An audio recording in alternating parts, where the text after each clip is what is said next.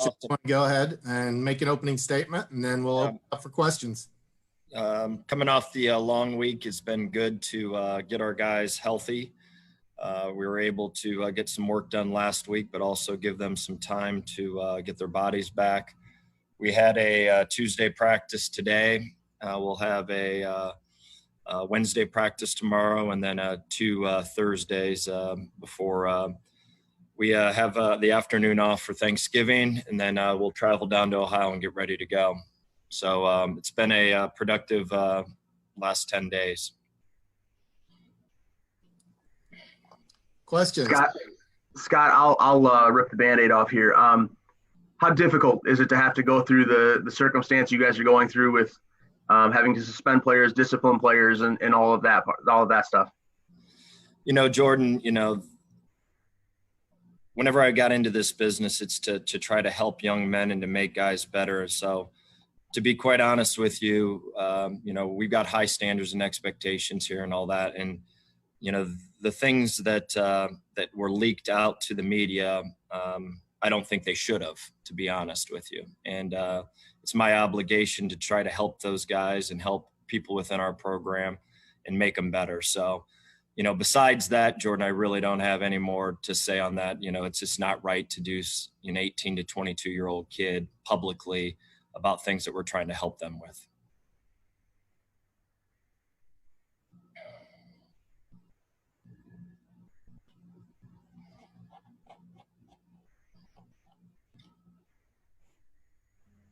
Scott, what's your role as a coach when kids don't do the thing that you wanted them to do? And what's your role as coach in helping them to do what you just said, become better men? Nick, I don't want to get into much more other than, my statement in regards to, we've got high expectations. We're trying to make sure that we follow rules and all that other stuff. So I don't want to go into much farther than that, other than, we've got kids. There's kids all across this country that need help, and that's what we're trying to do. Going into the game, though, if you have guys that are not able to play, how do you address some of those gaps? It's just like anything else, Nick. It's the next man up. It's no different than anything in regards to injuries and what have not. So, we're a team, and we got to find the ability to have the next man step up and do his job and help our team. What are your guys' hunger level right now to break through, to go this Saturday and notch one up on the other column? No doubt about it. We're talking about we need a breakthrough. There's no question about that. But there's no question in my mind, the thing that I'm most proud with our guys is that their hunger, their intensity, their practice, the ability to practice hard during the week, that's improved a lot, which was a huge step in the right direction. Now what we got to do is we just got to put it together on Saturdays, and just where we're at, Christy, as you well know, I mean, all three phases have got to play really well together for us to win. That's just where we're at. But I can assure you this, that the thing that I'm most proud with, unlike I was last year, is we would get behind and what have not, and they would flat quit. And that has not occurred this year. They've played all the way through all 60 minutes of the game. But we need to play better, plain and simple, and we need to find a way to get some positive going and find a way to get a win. 2020 has been tough, whether it be with sports or without sports, on the field or off. But with Thanksgiving coming up this Thursday, what are you most thankful for? I'm thankful for lots of things.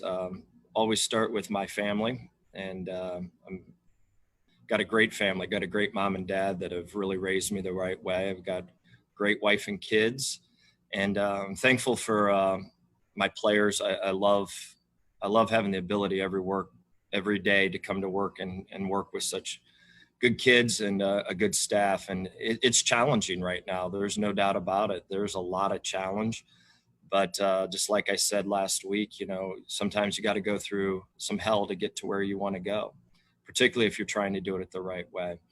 So that's what we're going to do. And But yeah, faith, family, and football. I mean, it's pretty simple in our lives. We don't have a lot of time to do anything else. It sure as heck's not golf, though. I can tell you that. Coach, you talked a little bit about it in weeks past, but this is really, other than coming up to Toledo, this is the first big road game during, all the added COVID-19 protocols. How different is it going to be this Saturday going down to Ohio? Yeah, it's for the first time. If you think about it, our freshmen have never stayed in a hotel. They never know like what a true road trip is because of all the COVID restrictions for the home games and the COVID restrictions for, the away game. So it's going to be different. I'm excited that we get the opportunity to do it. So our freshmen learn how to travel. I mean, everything that you do is a learning experience, how you act, how you dress, where you're allowed to wear your headphones and where you're not. I mean, they don't know any of that. So you got to educate them. So it's a great opportunity to go on the road against a classy organization. I think they do it right down there. They always have, and go find a way to try to get a win. It'd be great. Scott, against UB, you guys ran, I think, 71 plays. You had your best day moving the ball up and down. Is changing one of these games just as simple as finishing the drive? No question about it, Nick. You hit it. Like when I walked in, like whenever I walk into our staff room, they put the every single play on the grease board. And I think we only had 2 3-and-outs. I mean, you saw 11, 12, 14, 8, 7, play drives. We're just not finishing, we're just not finishing. And there's lots of reasons for us not finishing, but we need to finish drives. I mean, we've had countless opportunities to put the ball in the end zone and just aren't. And that's the frustrating part for all involved right now. If you were going 3-and-out, 3-and-out, 3-and-out, 3-and-out, 3-and-out, you get it. But whenever you're moving the ball 10 and 12 plays and not scoring, that's tough. I'd probably argue that Buffalo's maybe the best team in the league. So you guys got on the field and they saw that they could move the ball against a team, particularly a pass rush that's that good. Did the light bulb start to come on a little bit? There's no doubt about it. There was a lot of positive that occurred, just because of the opponent we were playing, Nick. Those guys are good and they're older, they're stronger, they're bigger. And for our guys to be able to move the ball the way they did says a lot. But again, we got to finish and score points. That's our, I hate to say that's the next step. I mean, we're moving the ball. Now we just got to go put the ball in the end zone. When you look at OU, what stands out at you film-wise that if you don't stop, it could be a long day? Well, they've traditionally have always had really good offensive fronts. I think they run the ball well, and defensively, they're being very disruptive of what they do in regards to trying to stop the run. A lot of internal stunts, but they're a good, well-coached football team. They always have been. And you can't go down there. You can't turn over the ball. You got to find a way to run it. You got to win the running battle, and you can't turn the ball over. And defensively, what we got to do is, we're giving up so many yards, and we're struggling to get a stop. We need to find a way to get a stop. Offense, hold on to the ball, score, and get up. Try to get up on these guys and see what happens from there. Drag it to the fourth quarter and find a way to win.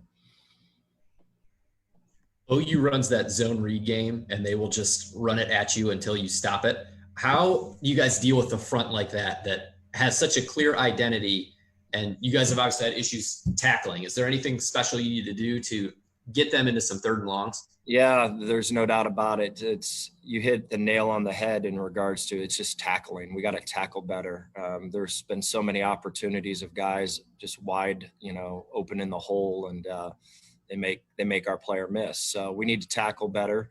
And, obviously front wise, we got to be very creative with our fronts, just not line up in one front, change the front, stem the fronts, and make it difficult for that zone read attack to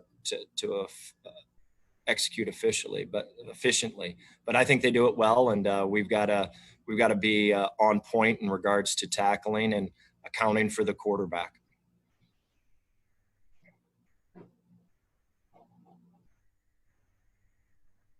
Coach, Terrion Stewart had another, flashy fourth quarter last week. Last time you spoke, it was, talking a little bit about some of his missed blocks. How did he do in the non-rushing aspect of the game? He did well. He's learning every single day. Terrion's going to be a really, really good player. He's learning how to practice. He's learning how to carry himself. He's learning how to conduct himself on the BGSU campus. So every day is a learning day for him. And he's going to be a good player. We need to keep developing him, keep bringing him along.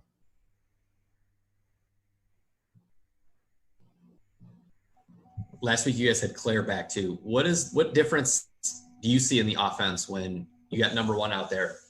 Well, just like the difference between Claire and Terrion is Claire is a complete back in regards to he knows the protections, he knows the route schemes. He's a good pass pro guy. And having him back is obviously great. And we want to eventually get that Terrion and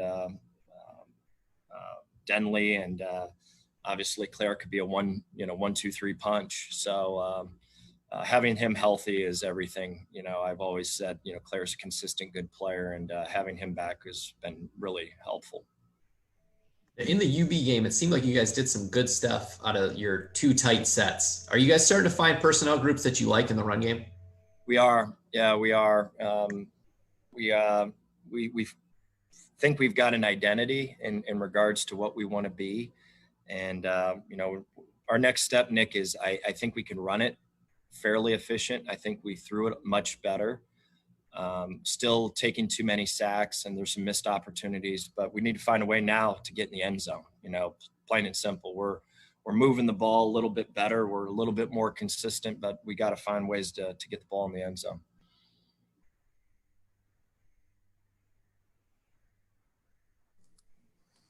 Anything else? Are we good with Coach? I have one quick question here. This is Christina from Channel 13. Coach, as you head to Athens this weekend, how many players will you be down? We'll be taking our full travel roster. So we will, there's no, we're not going to have any number troubles whatsoever.